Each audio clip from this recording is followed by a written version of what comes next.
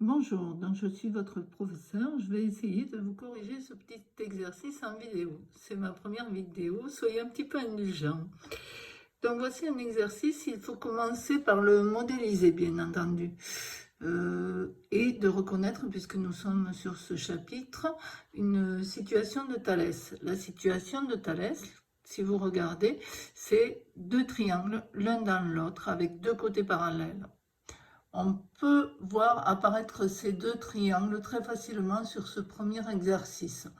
Il suffira ensuite de mettre des lettres. Donc voici la modélisation que je vous propose. Donc deux triangles, le S représentant le stade, le H représentant la façade du collège pour CH de hauteur H.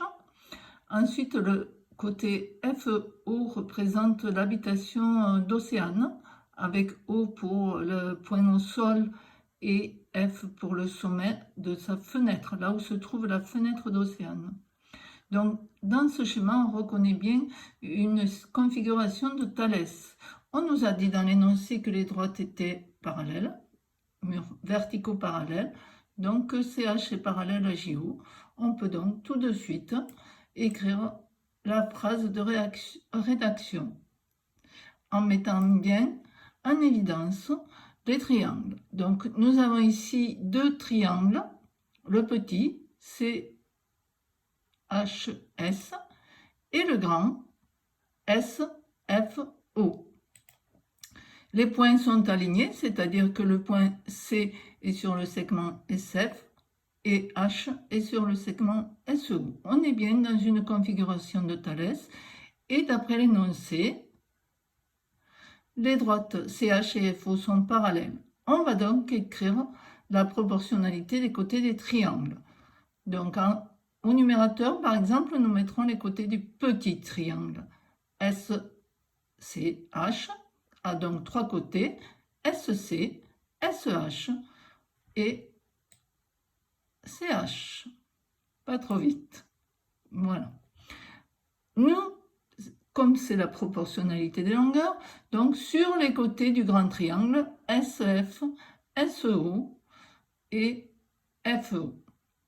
Attention, c'est proportionnel. Donc SC il va être sur le côté qui lui correspond à SEF, SEH va être sur le côté qui lui correspond à SEO. Et les parallèles CH sur FEO. Voici. Ensuite, nous devons remplacer par les longueurs afin de pouvoir calculer. Lorsque nous remplaçons, nous nous apercevons en fait qu'il nous manque une longueur, la longueur SO. Très bien, nous allons donc revenir en arrière et la calculer. Ici, SO U est égal, d'après l'énoncé, à 20 plus 40 plus 45, donc 105 mètres. Nous revenons donc ici pour remplacer par 105. Hop. Et nous voyons qu'ici nous avons une égalité dans laquelle il n'y a qu'une seule inconnue, H.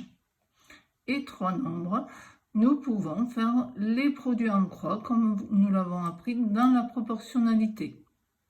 Produit en croix, donc, pour calculer H, nous allons faire 45 fois 35 divisé par 105.